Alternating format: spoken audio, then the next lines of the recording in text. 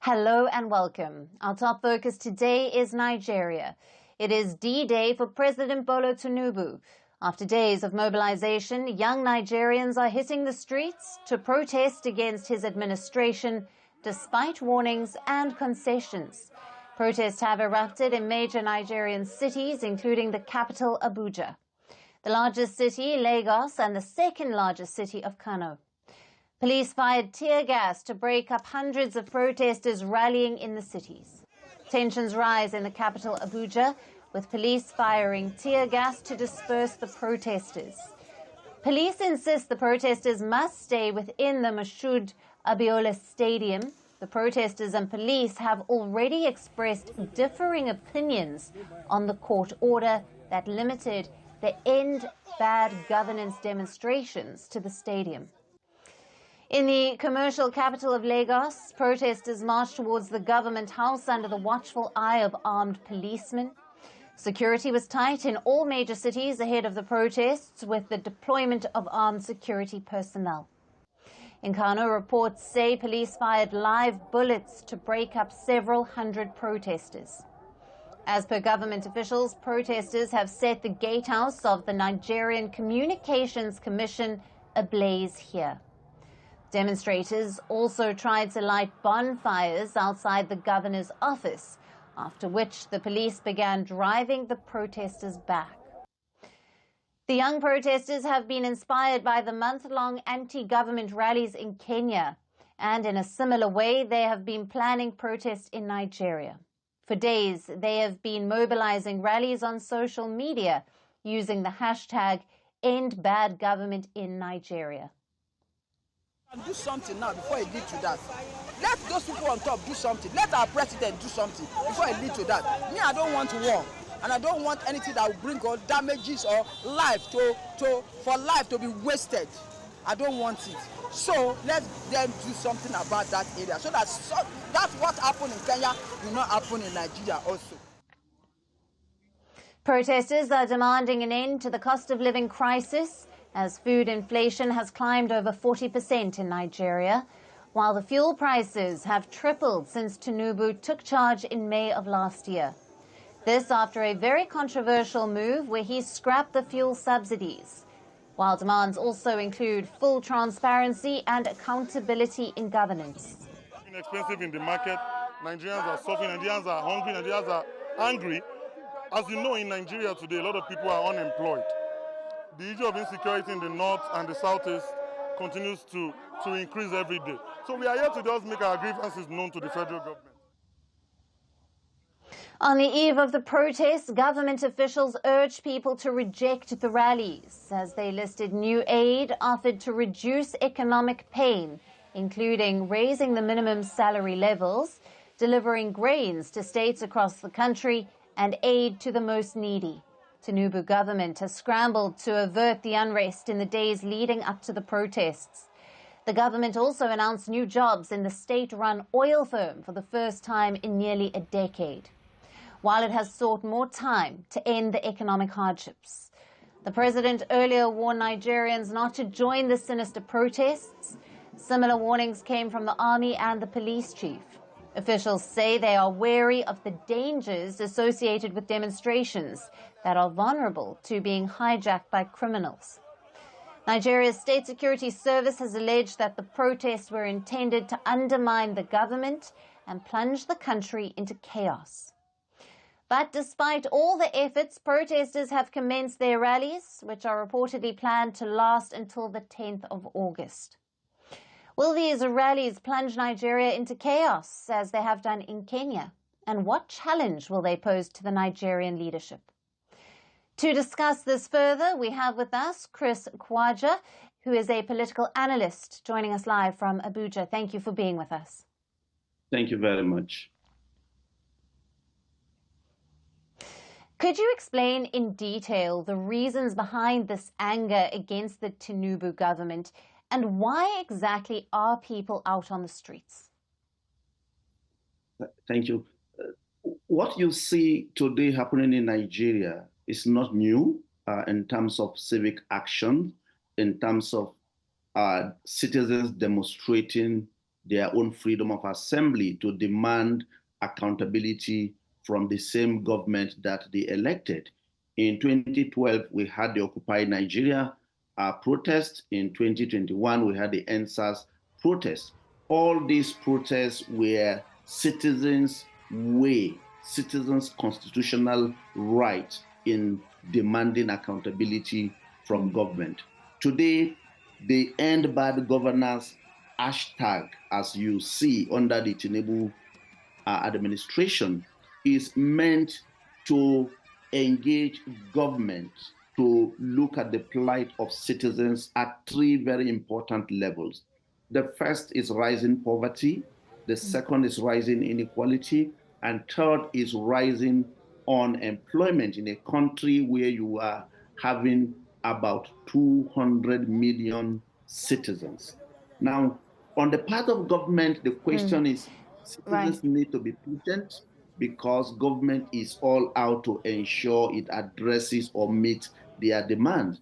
But on the part of citizens, the problem they are dealing with is a structural problem. It's not a problem that started yesterday or a year ago.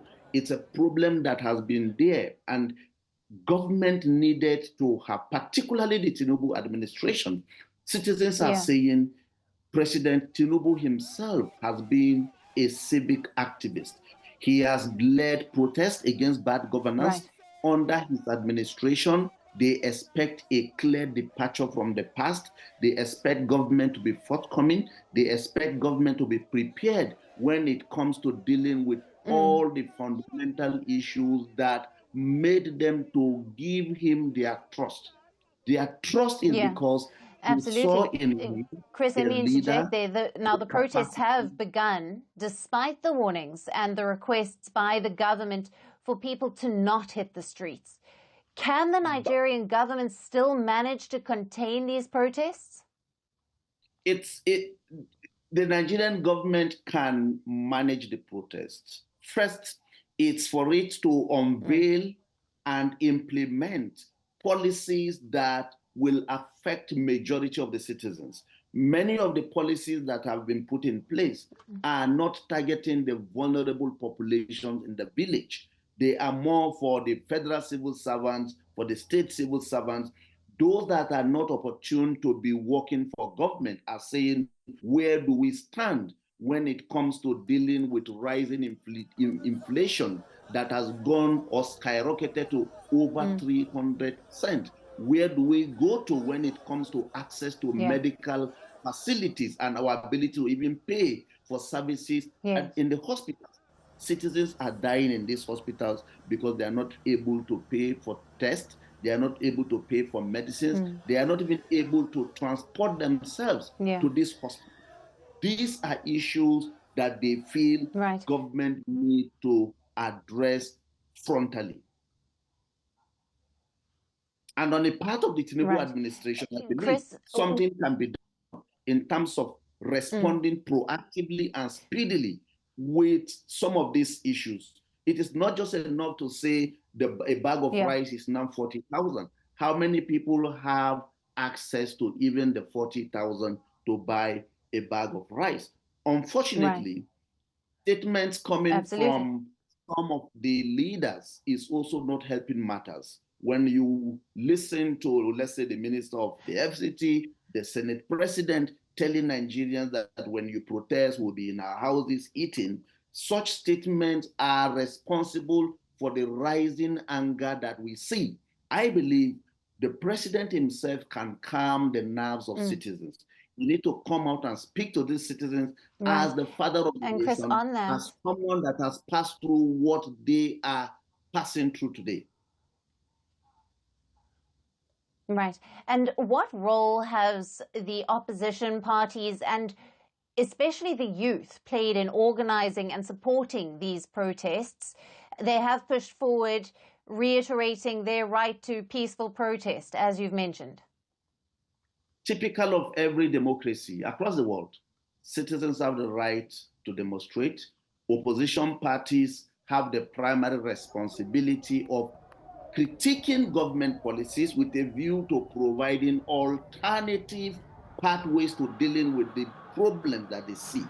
Now, in the context of Nigeria, we've seen the opposition parties speaking out. We've seen the opposition parties mobilizing citizens to go and protest. Unfortunately, we are also dealing with a protest that is highly politicized, that it is not just about opposition, but of this protest is one that has brought in identity into it, is one that has brought in religion into it. Different groups are calling on their people to either support or not support the protest. But the point is that poverty, inequality, and unemployment don't recognize identity. They affect every Nigerian. And until we are able to come together as citizens and depoliticize the problems that we confront with a view to working with government to addressing them, we will always come back to where we are in terms of the gullibility of citizens and the ease with which they are either mobilized for protest or mobilized against a protest, as we see in across the country today, where the protest is even made. And let's take a look back. In 2020, the protest in Nigeria took a deadly turn. Does the deployment of the armed forces increase the risk of violence and a repeat of 2020?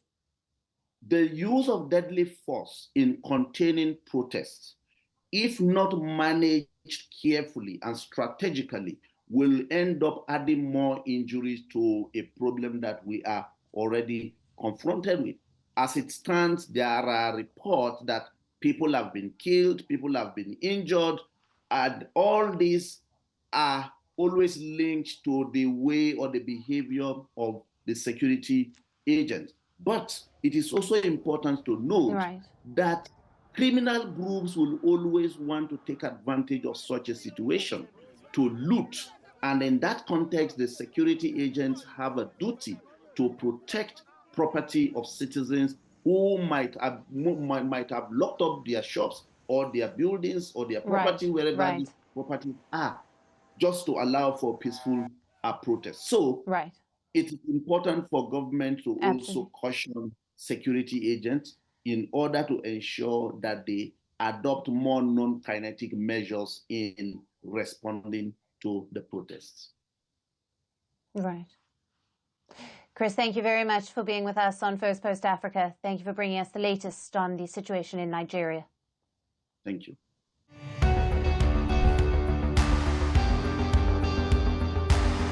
Across continents, one powerful news source.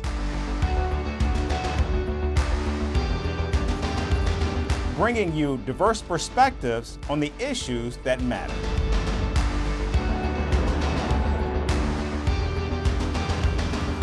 We go beyond the boundaries to give you that little extra about every sporting moment.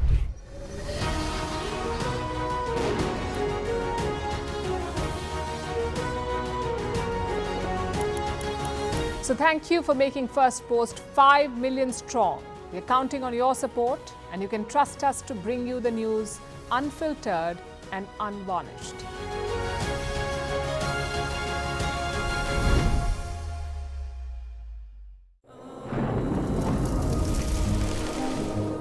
Climate change is on our doorstep. It's time for a revolution to take root. And it starts with 1.4 billion Indians. It starts with one tree for humanity, one tree for Mother Earth, one tree for a future. Project One Tree, a News 18 network initiative.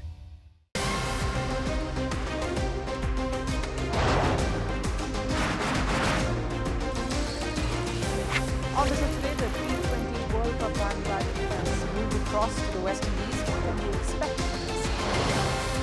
Hello, I'm Alyson, coming to you from Durban, South Africa.